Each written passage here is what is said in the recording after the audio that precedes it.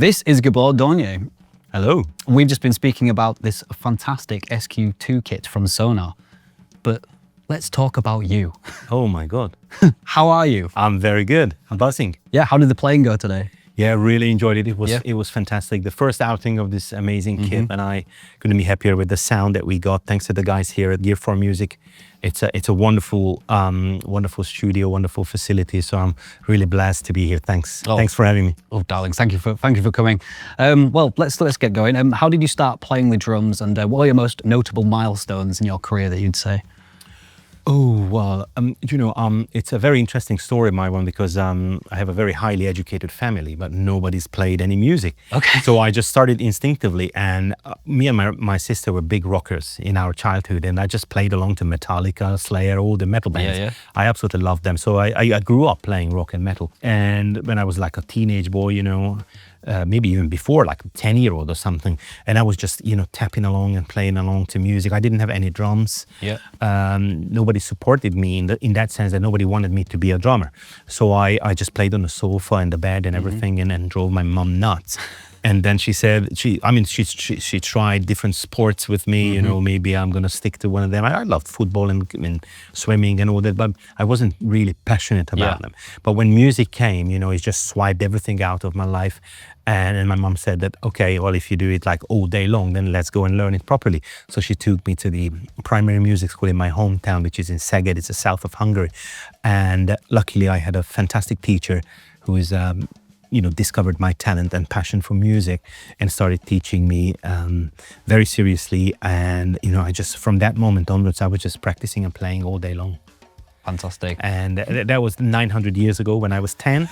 And ever since I never stopped. And I'm still learning and practicing, and I'm trying to make improvements and make some progress in my playing. And to your questions, and then I moved to Budapest. I lived there from about 1996 till 2006 or 7 when I moved over to England. So I had a nice career in Budapest, which is the capital city of Hungary.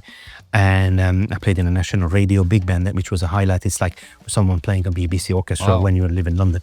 So that kind of thing. I played for Walt Disney, all the theater shows, pop gigs, jazz festivals, drum shows, everything. But when I was 29, I felt like I hit the ceiling and there was no more offering for me in Hungary. So I decided that I want to be on a bigger market, and I moved over to London, which proved to be the best decision of my life.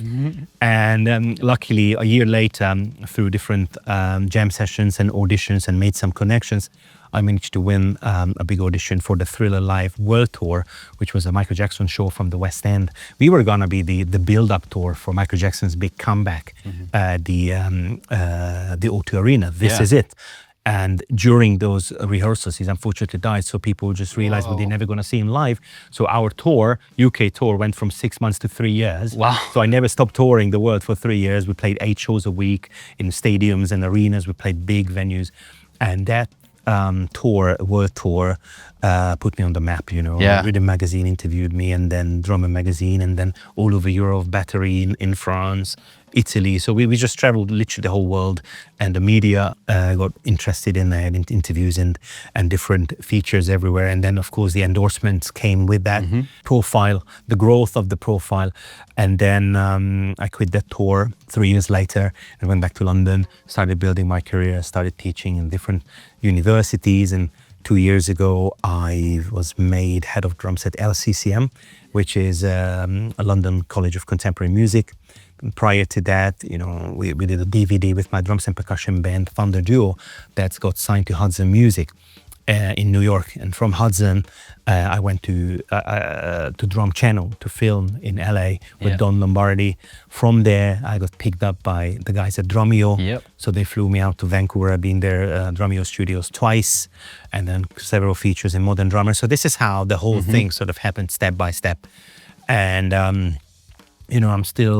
I'm forever going to be a student. So this is the more you know about drumming and music, the more you realize how much you don't know and how much you still got to learn and make progress and just develop the styles and the knowledge and the technique and everything. So I think I'm forever going to be practicing, because that's really my time. That's my me time. When I'm just I even shut the lights and just me and my drums, and I just love playing.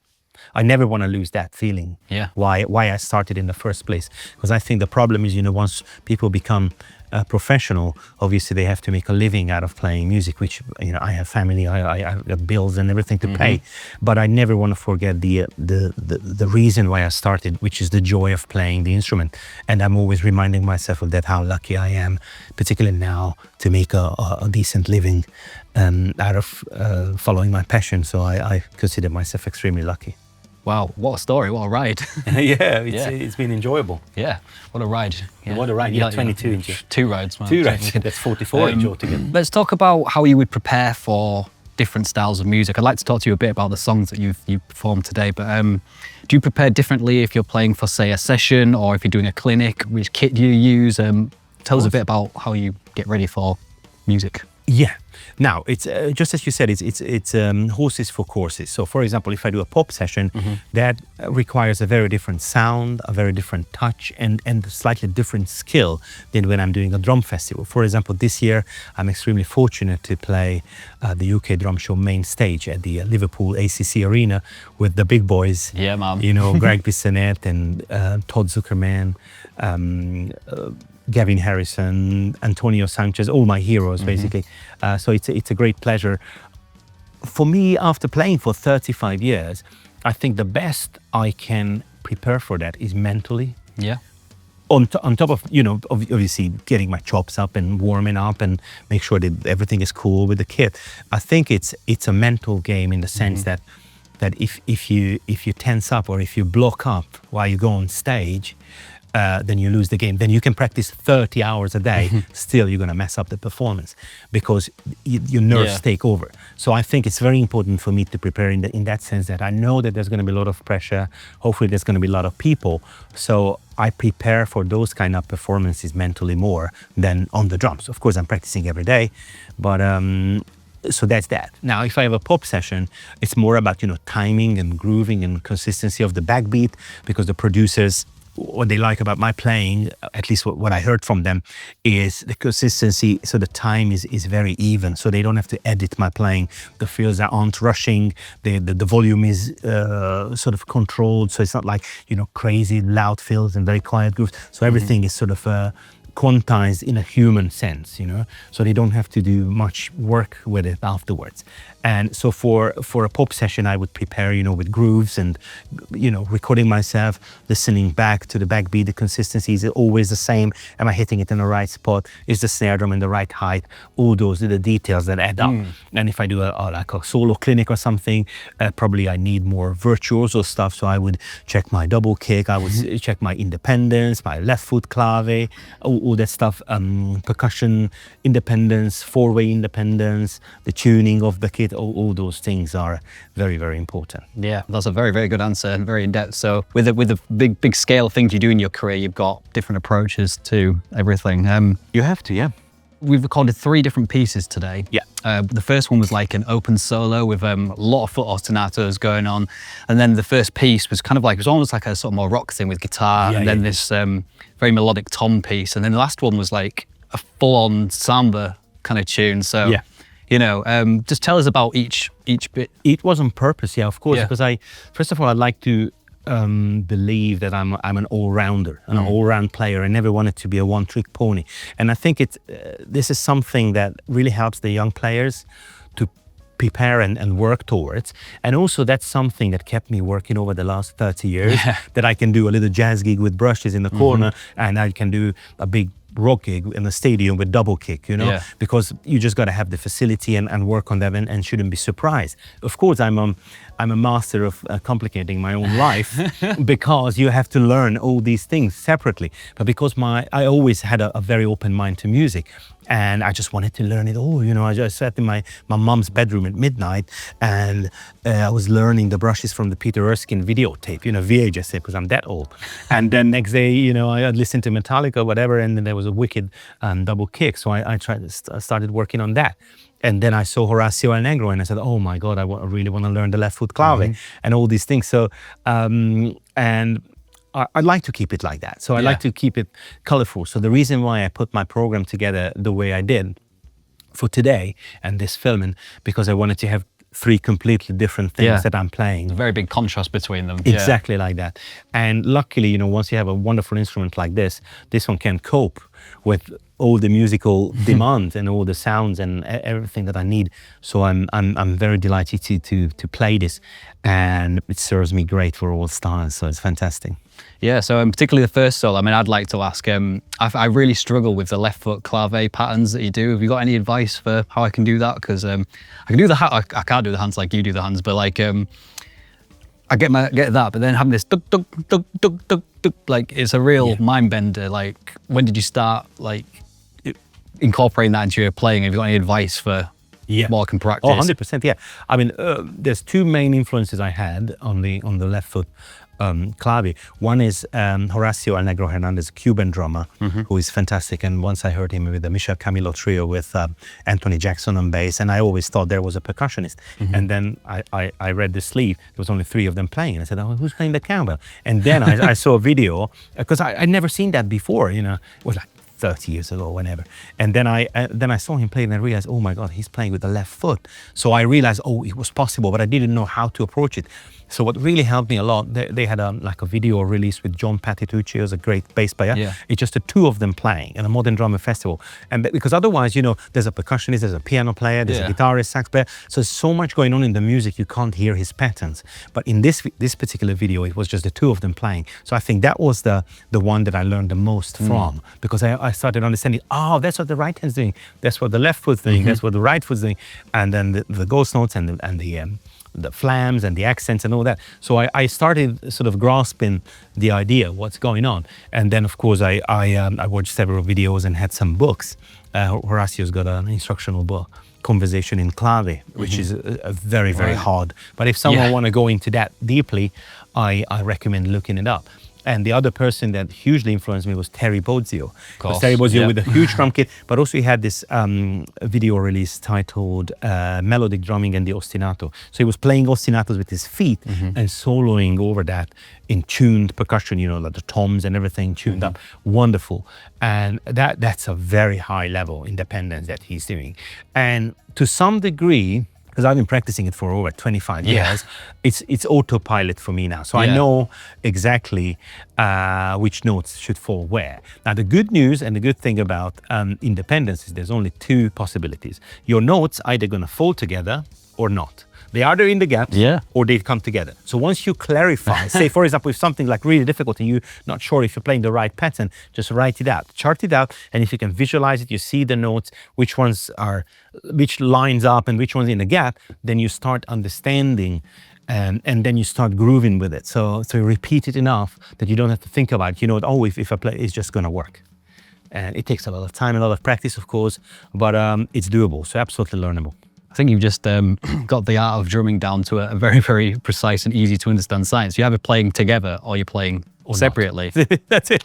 You heard it here first. Yeah. I mean, I've been playing drums for 100 years and I've only just figured that out. So, so we've spoken about your career already, but like, I'd like to know, what are some of the biggest challenges you've had to overcome? What are the biggest life lessons for you? Well, it's just, it's a tough business, you know. It's a tough business, and you never feel like you're good enough. I think I'm always trying to improve and trying to get better. But the most important thing is that don't get disheartened if something doesn't work out the way that you imagined, because you know I'm a very sort of naive or overly optimistic person, and I always hope for the best. And it's very easy to be disappointed if something doesn't work out. So, but the main thing is that you keep going. So you never give up. And most of the time, when you look back in retrospective, the things aren't that bad. Then you feel it in the moment. Say, for example, you mess up a drum fill in front of a big crowd or something, and you feel like, oh my God, it's embarrassing. And then you look back on the video and, well, that was just a second. You know, there was a slip, or maybe most of the people didn't even notice. So that was something I had to accept, that probably my playing's never going to be perfect. But I just have to keep working on it and just try to be prepared. Also, the mental preparation is so important, the one that I mentioned before, because you can do there's two things that's very important. One is the mental preparation, that you're ready to play when you're there and you know what you're doing. So be prepared, because otherwise the nerve's gonna be there and chances are you're gonna make a mistake or you're gonna mess it up. The other thing that I believe is very, very important, that you can be the best drummer in the world practicing in your own garage 30 hours a day and nobody opens the door on you. And you end up playing for yourself, and that will lead to frustration and the lack of confidence, because you're gonna feel like, oh, why am I, practicing 12 hours a day? I think I'm wicked, and I never do a gig. Nobody books me for a gig. This is a social business. It's very important to understand you have to be out there and be available. Show your face, make your connections, follow it up. Because when I first came to London, I had 500 numbers in my phone and never called anybody. What was the point collecting the contacts if you don't follow up? So follow it up. Go to other people's gigs, get inspired, hang with them, give them a call, send them an email, congratulate them, be nice and sociable. It's so important, because it's 50% how good you are and 50% who do you know. There's only the people who know you and they think you are a good guy. They're the only people ever going to book you for any gigs. So, and this is how it works, even on the highest level. So it's very, very important to avoid, frustration and lack of success, is that you're available, you make yourself available, and you show your face and turn up to meetings, go to jam sessions, and don't always play with the same people. That's music. It's beautiful. Everybody plays differently, and that's fine. You don't have to always repeat yourself and play with the same people. Why don't you try other style of music? Why don't you just sit in a blues jam or learn some Latin grooves? Go to a jazz jam, go to a blues night, a rock night, and just play music. Just open up, and you're going to be multiplying your chances.